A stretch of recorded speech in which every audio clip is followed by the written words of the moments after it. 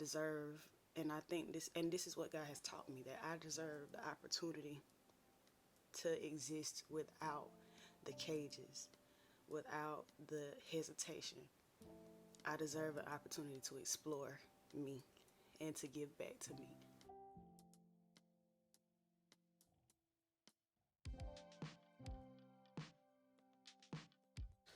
Great morning and Happy New Year. This morning I just feel so full. So full. And it's not just because it's the new year. I think it has a lot to do with the fact it's the new year. But when people get to talking about how God has protected them, saved them, kept them, delivered them, you can't help but get excited. When I get down on myself, I start writing, I listen to sermons or try to talk about it.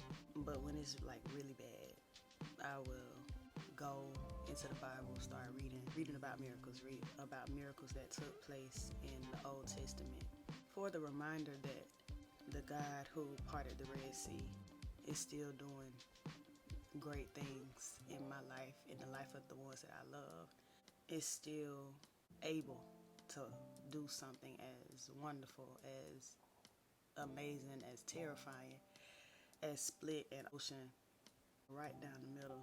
So last night I went to watch night service, and the testimonial period is the part of the service that ended up being just ministry to me, to see how close God has been and how generous he's been, especially in my own life and with my own family. But I don't want to get off on a tangent, but I did want to talk about that a little bit because I wanted to just share some of the stuff that I wrote down at the beginning of 2022.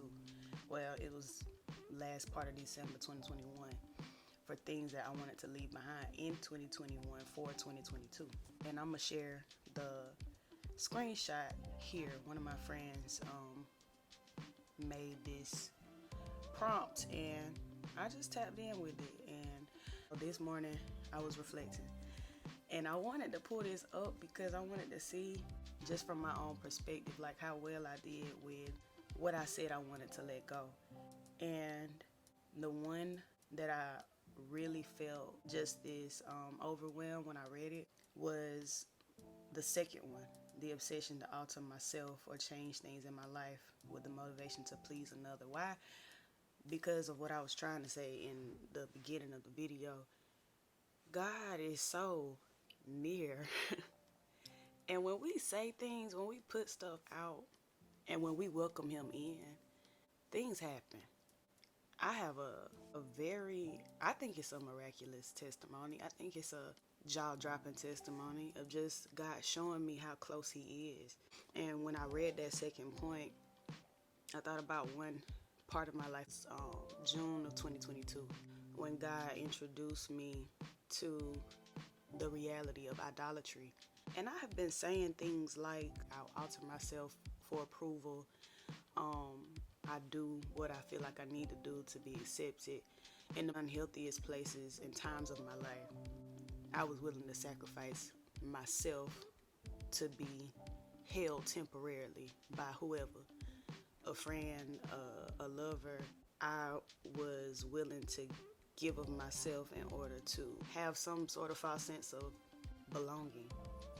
And whenever I got put onto the Idolatry series, it's called More Than Anything. But I used to think, and I always knew that there was idolatry rooted in abuse, some kind of idolatry rooted in abuse. But I always felt like the idol was the person. Did not think about how the Bible says we fight not against flesh and blood, but against principalities. Like, the idol is not the person. The idol is this concept. It's this thing called approval. It's this thing called control. It's this thing called self-sufficiency. And I was confessing this, that I wanted to leave that behind in 2022 without knowing what I was saying I wanted to leave behind.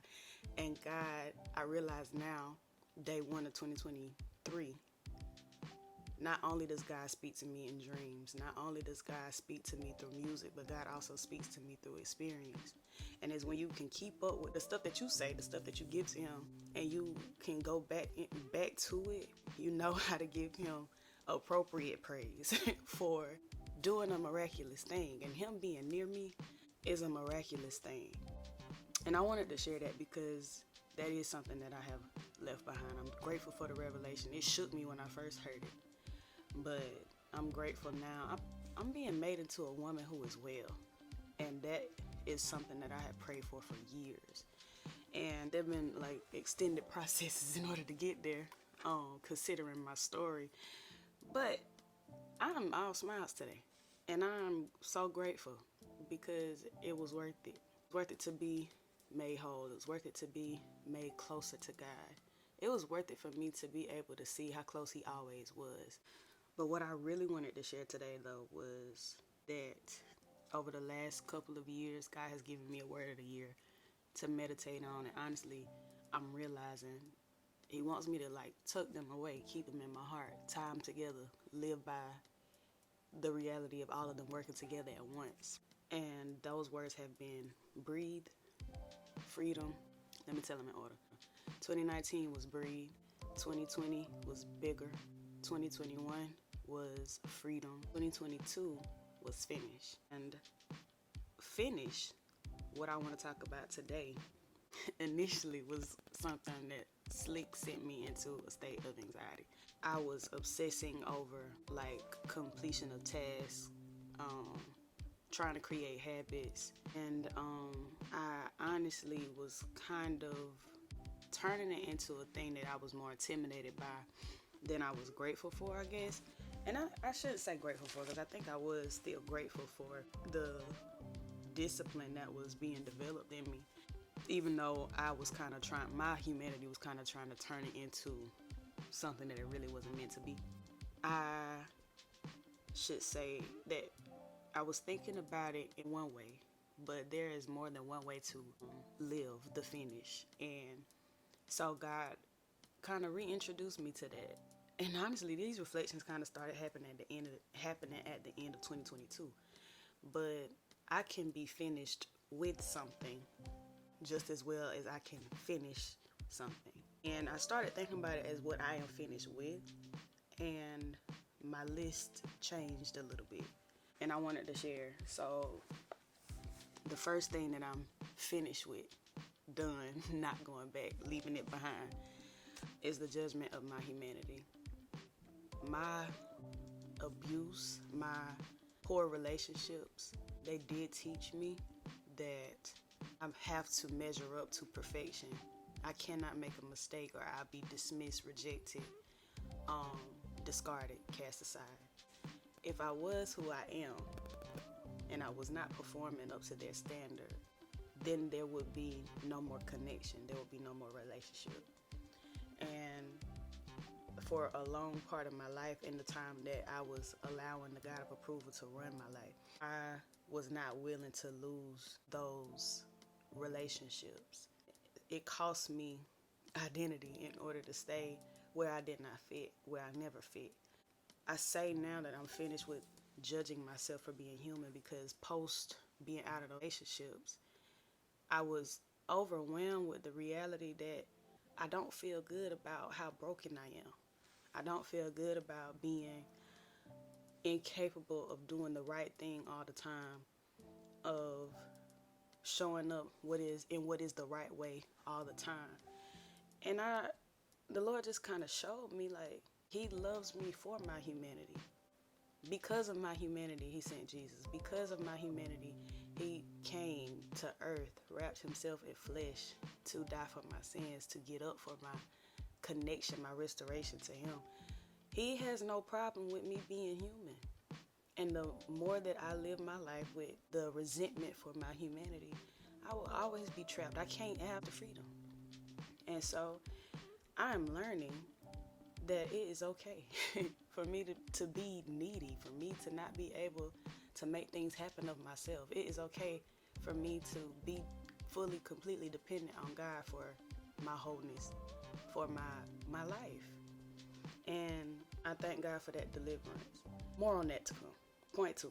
I am finished with serving and giving my life over to idols. I talked about it, and I'm going to just say it again. What I lost there and what those relationships tried to teach me what that commitment to the idols of, and it wasn't just approval, it was control, self-sufficiency. My commitment to those idols fed was my idea of my unworthiness. I am worthy, and I have been worthy since I was formed in the earth. And that's what the truth says.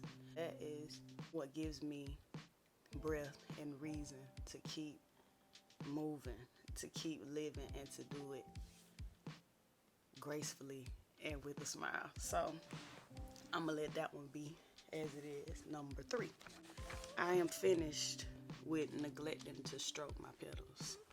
And if you have been following me for a minute, you know that I wrote my first book in 2020 called The Sunflower Project. I picked the sunflower because the sunflower is my strength symbol. It became my strength symbol. And one of the things that is unique about the sunflower is the way that its petals grow.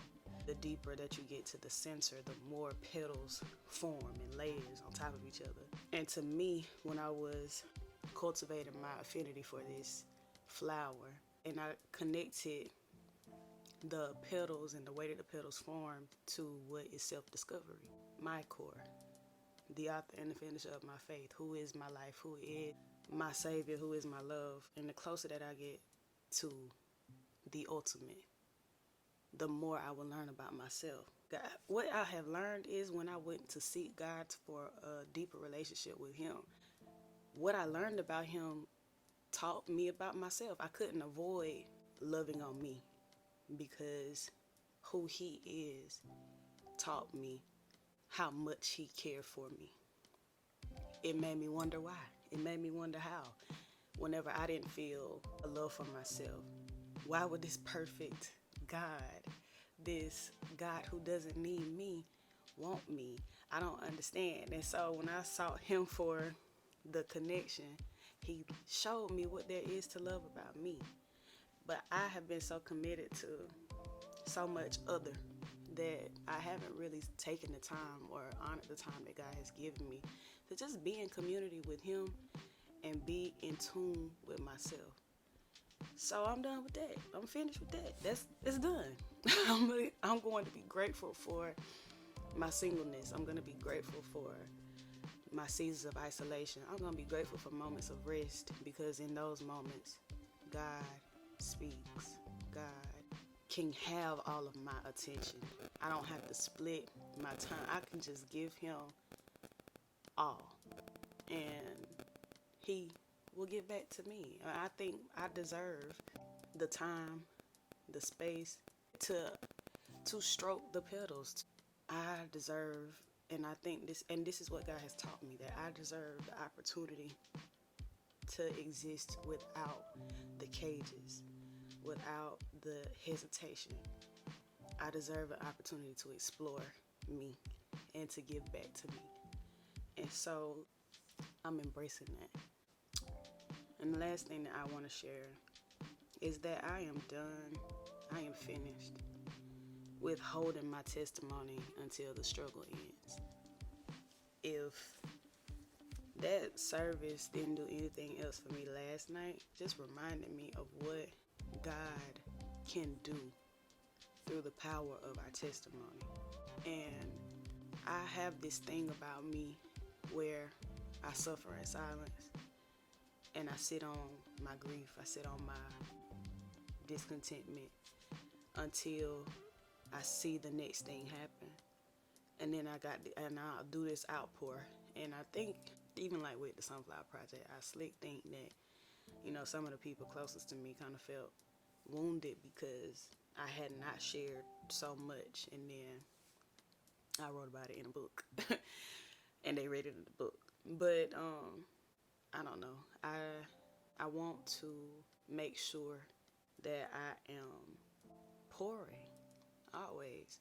One of my Hold the Mirror friends, she was telling me of this encouragement that her mentor was giving her, that sometimes we can get so full, so fat on God's goodness because of our refusal to pour, that we end up stuck. God has done so many wonderful things, like so many amazing things in my life. I don't know how else to say it, but to say I feel no pressure, no stress right now. I'm just excited about being his and being here. I was saying that to say that I don't want to be so full of him because I have kept my mouth shut for a certain amount of time, or for too long of a time, about who he is and what he's doing and what I'm dealing with, what I'm going through, what has brought me further along in my journey, that I remain stuck.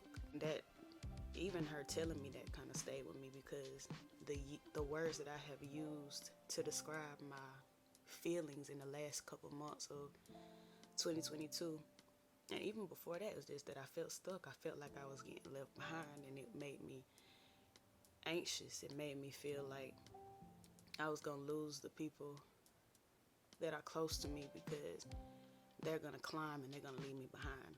But I could not tangibly see any change happening in any of the ways that I try to pursue my dreams. And so I use that word often, that I feel stuck. So to hear her say, maybe you're too full, maybe you're keeping a little too much to yourself about the goodness of God, and that's why you stuck. It stayed with me. That ministry last night stays with me. It is with me now.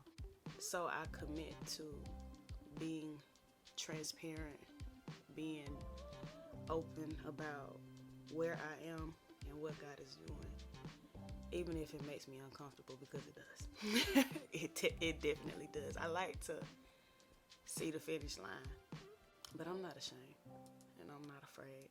In order to do what I'm supposed to do and be who I'm supposed to be, and in order to give of the flow, I think it's more important to me that someone hears my testimony and sees God than it is for me to no longer be stuck.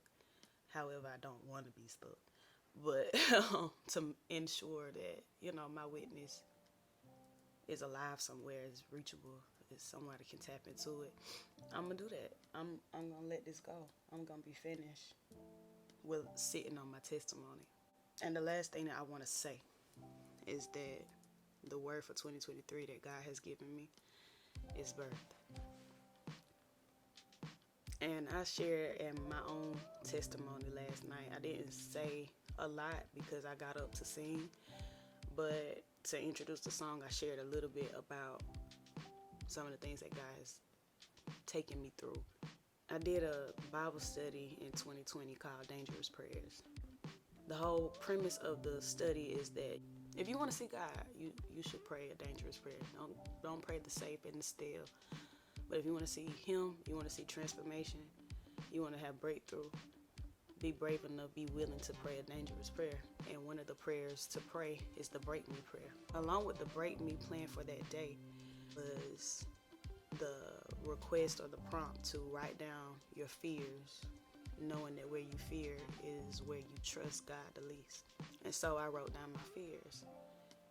And the anxiousness and I immediately felt in my spirit how I felt about putting my fears in words. It's like apparently I knew I had them, but to write them and to look at them and to confess them was something totally different. But one of the fears that I surrendered was that I was afraid that I would not be able to have children. The way that my life changed after doing that Bible study, and I wrote down 3 different fears, and I can talk about, now is not the time to tell about all of them, but Consumed is coming out, so there's a plug. Book 2 is on the way, and it's gonna definitely paint that picture. But I wrote down those fears in March of 2020. By May 4th, I went to the doctor. I went to my gyno for my annual just to get my checkup. And he came back telling me, yeah, so you're getting ready to have surgery. And he goes on this rant, and it just sounded like mush to me, because it's like you said surgery and everything for me slowed down. I'm terrified, have been terrified of being put to sleep. Mind you, I don't want to be awake whenever people are doing surgeries, but it's just something about the fact that I'm so close to death in my sleep that I don't feel you operating on me. It just makes me uncomfortable. I always want to wake up. That's just what I be thinking. Like, God, just let me get up again. Anyways, he said surgery, and then he also said fibroids, and then he also said, my mate to me, he said, I can't do the surgery because, you know, I did it before. I had a patient lose a lot of blood. I had one patient lose like 8 pints of blood. Yeah, it's one of those things that really keeps you up at night. And I'm just looking at him like, what are you talking about? And it gets down to how some people have this surgery and, you know, they're not able to have kids. But, you know, we don't want you to keep the fibroids, because if you keep the fibroids, then you really won't be able to have kids. The fibroid was so big that it alarmed my doctor, that it shook my doctor. And he came back to me and gave me his rundown of what needed to happen next. Which shook me.